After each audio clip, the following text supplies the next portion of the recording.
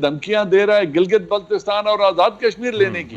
2016 میں 15 اگست کو نریندر مودی کھڑے ہو کر لال قلعے میں کہے کہ ہم گلگت اور بلتستان کے اندر سے لوگ میرے ساتھ رابطے میں ہیں. یہ بہت کم. سینیٹر منیر اکرم صاحب کوئکلی بتائیے کہ بہت سارے سوالات اٹھتے ہیں کہ ڈپلومیٹک فرنٹ کے اوپر پاکستان کتنا مؤثر کردار ادا کر رہا ہے. آپ اس وقت یونائٹڈ نیشنز میں پاکستان کے مستقل مندوب کے طور پر ہیں، تو یہ بتائیے کہ گزشتہ برس نومبر سے آپ نے اپنی ذمہ داریاں سنبھالی، کتنا مؤثر کردار ہے پاکستان کا اس ساری صورتحال کو ہائی لائٹ کرنے میں، تاکہ ہمارے پاکستان میں بھی اور گلوبلی ویورز یہ جان سکیں کہ پاکستان نے اب تک اس مسئلے کو ہائی لائٹ کرنے میں، انڈیا کی جو دہشت گردی ہے پاکستان کے اندر اس کو ایکسپوز کرنے میں Pakistan mission to the U N جو ہے وہ اس نے کتنی ایک کوششیں کی عالمی برادری کے ضمیر کو جھنجھوڑنے کے حوالے سے؟ ہندوستان کے خیر خواہ بیٹھے ہوئے ہیں سیکیورٹی کونسل میں اور ان کے پاس ویٹو پاورز بھی ہیں، تو اس سے وہاں سے فیصلہ نکالنا باوجود وہ ویٹو پاور کے ایک مشکل کام ہے.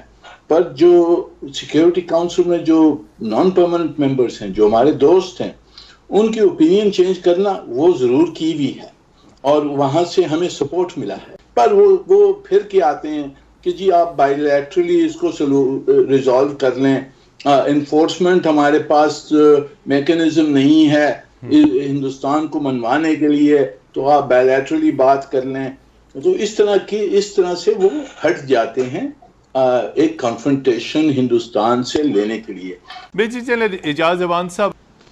تھینک یو ورما جی. دیکھیے آپ نے پاکستان کے اندر کی بات کی، یہ مثال آپ کو بہت کم ملے گی کہ ملک کا پرائم منسٹر نریندر مودی، ان کا منسٹر راجناتھ اور نیشنل سیکیورٹی ایڈوائزر اجیت دووال اعلانیہ کہیں، میڈیا پہ کہیں، لال قلعے میں 2016 میں 15 اگست کو نریندر مودی کھڑے ہو کر قومی خطاب میں کہے کہ ہم گلگت اور بلتستان کے اندر سے لوگ میرے ساتھ رابطے میں ہیں. یہ بہت کم ہوا ہے، کبھی نہیں ہوا ہمارے درمیان. را کا ایک کرنل رینک کا آفیسر جس کو خود ہندوستان نے ایک فیک پاسپورٹ اور فیک آئیڈینٹی دے کر بھیجا، وہ پکڑا ہوا آج بھی ہماری جیلوں میں پڑا ہے. اتنی ایویڈنس کے باوجود پھر آپ نے چائنا کے کونسلیٹ کے اوپر حملے کی بات کی. یہ جو ہماری سٹاک ایکسچینج پہ حملہ ہوا، اس میں اب بی ایل اے کی چائنا سے کیا دشمنی ہے؟ کیا اس کو لنک کرنا اتنا مشکل ہے؟ اور ہمارے پاس شواہد موجود ہیں کہ اس میں این ڈی ایس اور را دونوں انوالو ہیں. را اس کی ماسٹر مائنڈ ہے جی. اب یہ سارا کچھ اعلانیہ ہو رہا ہے، تو پھر اس کا دیکھنا یہ ہے کہ دنیا اتنی بے حسی کیوں کر رہی ہے، اور پھر اگر دنیا اس سے صرف نظر کر رہی ہے تو پھر پاکستان نے کیا کرنا ہے، چائنا نے کیا کرنا ہے، وہ ہمیں کون سے اقدام اٹھانے پڑیں گے جب یہی جو انڈیا کے خیر خواہ بنے ہوئے ہیں، جن کا نیشنل انٹرسٹ ان کے ساتھ کوئنسائڈ کر رہا ہے، جن کا معاشی مفاد اور چائنا کے دشمنی یا چائنا کے خلاف ٹریڈ وار ان کو کوئی حرکت نہیں کرنے دیتی، پھر ان انٹرسٹ کو ہٹ کرنا ہوگا. اس کے لیے اپنی فورس موبلائزیشن کرنی ہوگی، حالات کو اس نہج پہ لے جانا ہوگا کہ یہ سب لوگ پھر اپنے اس انٹرسٹ کو خطرہ محسوس کریں. اس طرح سے پالیسی نہیں بدلتی ہے صرف اوپینین سے. ان کو نقصان جب ہوتا رہے گا پھر ان کی پالیسی بدلے گی. امریکہ کو اور فرانس کو، برطانیہ کو ہم کنونس کر سکیں کہ بھئی آپ انفورسمنٹ ایکشن پہ آئیں تو وہ ہوگا، پر میرے خیال میں اس وقت ان کے انٹرسٹ ہندوستان کے ساتھ اتنے گہرے ہیں کہ وہ اس قسم کا فیصلہ نکلنے نہیں دیتے ہیں. پر ہم نے کوشش تو کرنی ہے اور کر رہے ہیں. جی بالکل، پاکستان کوشش کر بھی رہا ہے اور کوشش کرنی بھی ہے. امبیسڈر صاحب نے بڑی خوبصورت بات کی کہ اس کا ایک لیگل ایشو ہے اور دنیا کہتی ہے بائیلیٹرلی حل کریں. بھائی جو یونائٹڈ نیشن ریزولوشنز کو نہیں مانتا اور یونیلیٹرلی ایک سٹیٹس کو اس نے تبدیل کر کے ان ریزولوشنز کو اٹھا کے ونڈو سے باہر پھینک دیا ہے، جس نے سملا ایگریمنٹ کو اٹھا کے ونڈو سے یکسر باہر پھینک دیا اور یہ کہہ دیا ہے کہ کشمیر کو 1948 میں یو این میں لے جانا ہی نہرو کی غلطی تھی اور ہم نے اس غلطی کو درست کر دیا ہے.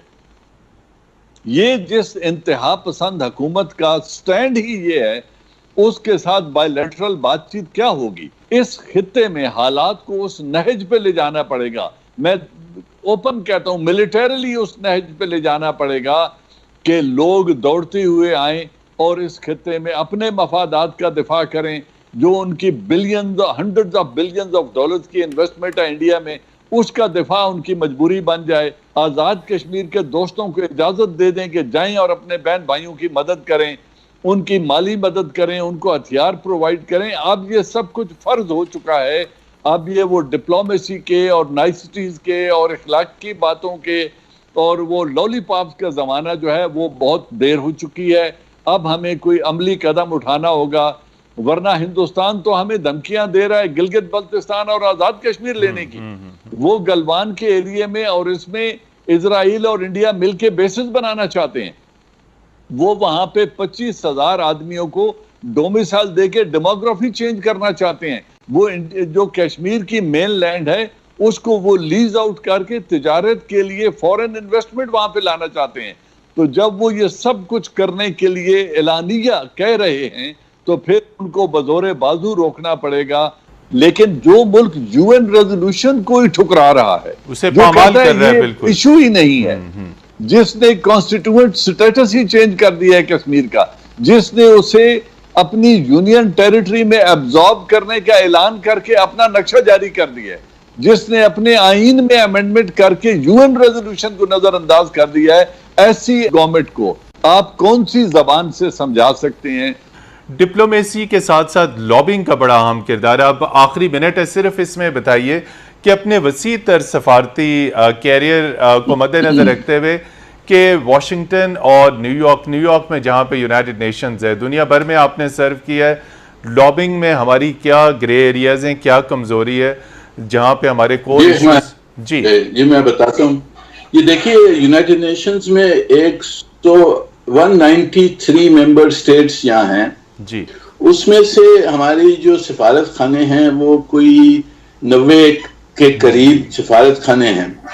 100 سے زیادہ ملک ہیں جہاں ہمارے سفارت خانے ہیں نہیں، اور ہماری جو تعلقات ہیں وہ صرف یہاں یونائٹڈ نیشن سے ہوتی ہیں ان کے ساتھ.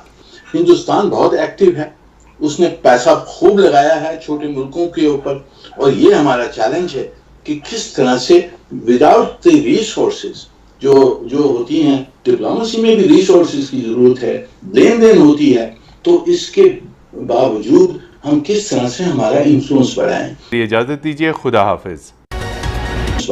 ابھی جو پرچریا میں آپ نے بھارت کی بڑھتی ہوئی آرتھک طاقت، سفل کूटनीति तथा विश्व मंच पर बढ़ते हुए प्रभाव के बारे में सुना, और वह भी ऐसे लोगों के मुंह से सुना जो शायद ही भारत के बारे में अच्छा सुनते हैं. यह सभी चीजें देशवासियों के लिए गर्व की बात है. हाँ, यह बात अलग है कि इस देश में भी कुछ ऐसे کرنا وہ ضرور کی بھی ہے اور وہاں سے ہمیں سپورٹ ملا ہے، پر وہ پھر کے آتے ہیں کہ جی آپ بائیلیٹرلی اس کو ریزالو کر لیں. انفورسمنٹ ہمارے پاس میکنزم نہیں ہے ہندوستان کو منوانے کے لیے، تو آپ بائیلیٹرلی بات کر لیں. تو اس طرح سے وہ ہٹ جاتے ہیں ایک کنفرنٹیشن ہندوستان سے لینے کے لیے. جی چلے اعجاز ایوان صاحب. تھینک یو ورما جی. دیکھیے آپ نے پاکستان کے اندر کی بات کی، یہ مثال آپ کو بہت کم ملے گی کہ ملک کا پرائم منسٹر نریندرا مودی، ان کا منسٹر راجناتھ اور نیشنل سیکیورٹی ایڈوائزر اجیت دووال اعلانیہ کہیں، میڈیا پہ کہیں، لال قلعے میں 2016 میں 15 اگست کو نریندرا مودی کھڑے ہو کر قومی خطاب میں کہے کہ ہم گلگت اور بلتستان کے اندر سے لوگ میرے ساتھ رابطے میں ہیں. یہ بہت کم ہوا ہے، کبھی نہیں ہوا ہمارے درمیان. را کا ایک کرنل رینک کا آفیسر جس کو خود ہندوستان نے ایک فیک پاسپورٹ اور فیک آئیڈینٹی دے کر بھیجا، وہ پکڑا ہوا آج بھی ہماری جیلوں میں پڑا ہے. اتنی ایویڈنس کے باوجود پھر آپ نے چائنا کے کونسلیٹ کے اوپر حملے کی بات کی. یہ جو ہماری سٹاک ایکسچینج پہ حملہ ہوا، اس میں اب BLA کی